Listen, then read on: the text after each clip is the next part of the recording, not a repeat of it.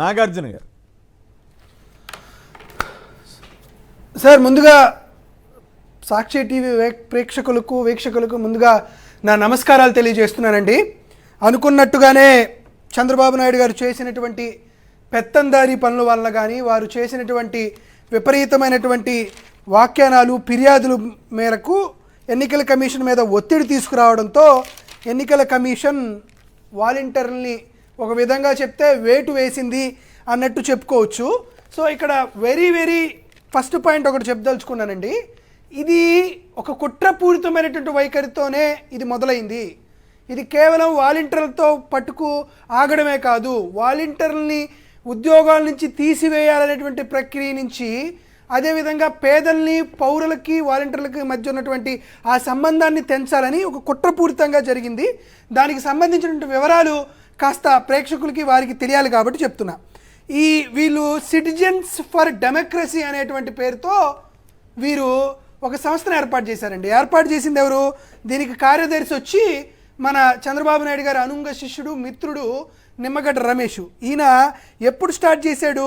2023 registration number 313 September 30 రోజు registration చేశాడండి.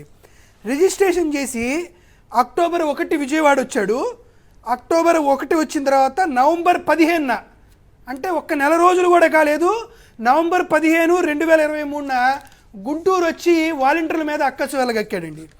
తర్వాత డిసెంబర్ 11, 2023న తిరుపతి వెళ్ళి సలహాదారులను తిట్టాడు.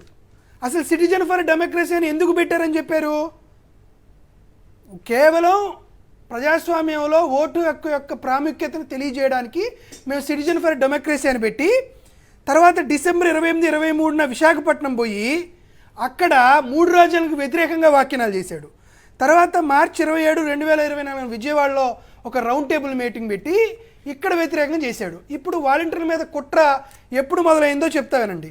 ఫిబ్రవరి 23, 2024న ఒక కంప్లైంట్ ఇచ్చారు ఎన్నికల కమిషన్కి నిమ్మగడ్డ రమేష్.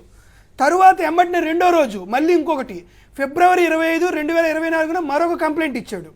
కంప్లైంట్ని వాళ్ళు ప్రాసెస్ చేస్తున్నారు అని ఇంకా వెయిట్ చేయలేక మార్చి 4వ తేదీ, అంటే కేవలం ఒక 1 వీక్ కూడా టైం తీసుకోకుండా మార్చి 4వ తేదీ ఇంటర్మ్ అప్లికేషన్ ఒకటి రిట్ పిటిషన్ నెంబర్ 6419 గవర్నమెంట్లో వేసి ఖచ్చితంగా వీరందరినీ ఎట్టి పరిస్థితుల్లోనూ పెన్షన్ ఇవ్వకూడదు వీళ్ళకి, అంటే సుమారుగా 66,48,000 మంది ఈ పెన్షన్ లబ్ధిదారులకు పెన్షన్ ఇవ్వకూడదు అనేటువంటి ఒక కుతంత్రంతో ఈ రిట్ పిటిషన్ వేశారండి. రిట్ పిటిషన్లో కోర్టు మన మార్చి 13వ తేదీని తీర్పు ఇచ్చింది.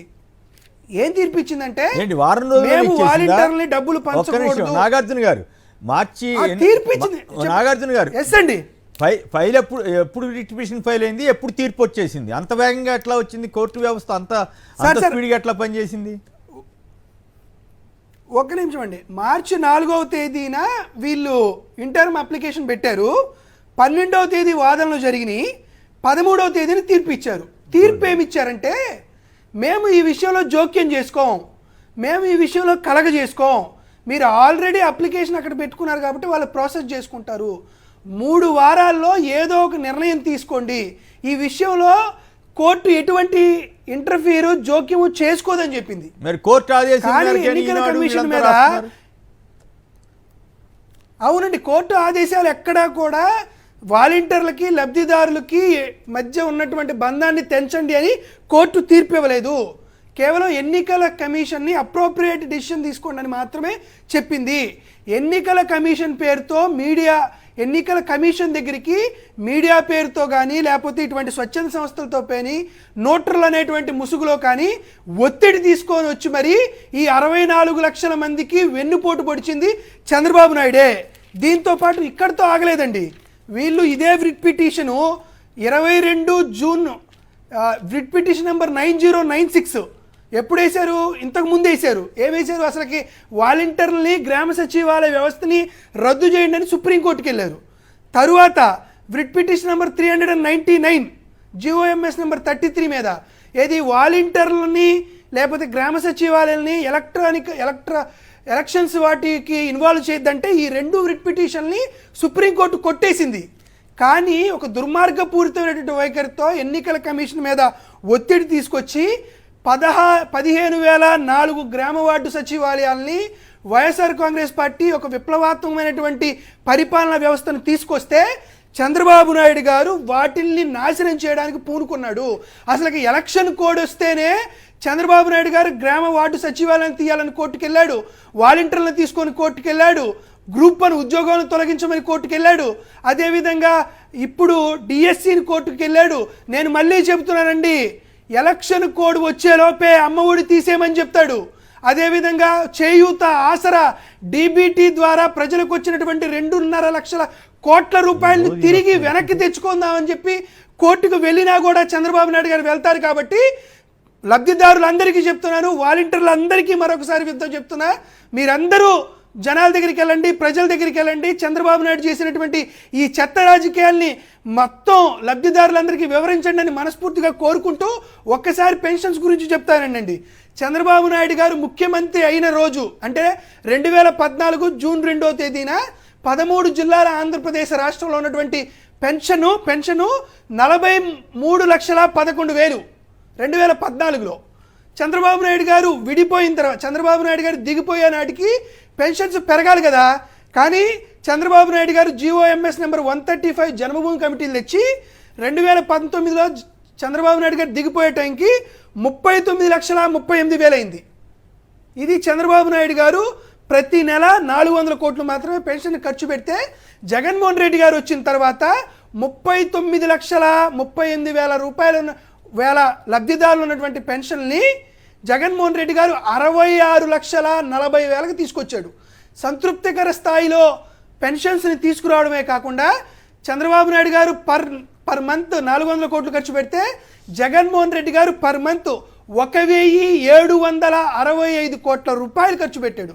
ఆయన 1,000 రూపాయలు ఇస్తే జగన్మోహన్ రెడ్డి గారు 3,000 రూపాయలు ఇచ్చారు. కాబట్టి నేను అప్పీల్ చేస్తున్నాను, పెన్షన్స్ మాత్రమే కాదు, ఒక్క 60 రోజులు ఓపిక పట్టండి. జూన్ 4వ తేదీన మళ్ళీ గడప గడపకి వైఎస్ఆర్ కాంగ్రెస్ పార్టీ వాలంటీర్ని పంపించి పెన్షన్ అనేది డిస్ట్రిబ్యూట్ చేస్తుంది. ఐ రిక్వెస్టింగ్ ఎలక్షన్ కమిషన్ కనీసం ఈ నెల అయినా సరే వాలంటీర్ని పెన్షన్ ఇచ్చేటువంటి కార్యక్రమానికి తీసుకోండి. నెక్స్ట్ మంత్కి ఏదో ఒక ఆల్టర్నేటివ్ గవర్నమెంట్ చూసింది కాబట్టి ఇంత షార్ట్ టర్మ్లో 68 లక్షల మందిని ఇబ్బందులకు గురి చేయొద్దు. మళ్ళీ అప్పీల్ చేస్తున్నా, 58 నెలలు మేము గడప గడపకి వెళ్ళి పెన్షన్ ఇచ్చాం. ఈ నెల ఇవ్వడం వల్ల వాళ్ళు ఏదో దానికి ప్రభావం చెందుతారని లేదు. ఆల్రెడీ పెన్షన్లు అందరూ 100కి 100% వైఎస్ఆర్ కాంగ్రెస్ పార్టీకి ఓటేస్తారు. కాబట్టి we're appealing election commission of India, ఈ నెల కన్నా అవకాశం కల్పించండి. ఎట్లానో జూన్లో మేమే వస్తాం కాబట్టి మేమే పెన్షన్ ఇస్తాం, కాకపోతే వచ్చే నెలకైనా మేము ఆల్టర్నేటివ్ అరేంజ్ చేస్తాం. We're appealing election commission Chandrababu Naidu చేస్తున్నటువంటి ఈ దుర్మార్గాన్ని, ఈ కుతంత్రాన్ని అర్థం చేసుకుంటారని, అర్థం చేసేలా వివరించాలని వాలంటీర్లందరికీ విజ్ఞప్తి చేస్తున్నాం, ప్రజలకు కూడా విజ్ఞప్తి చేస్తున్నాం.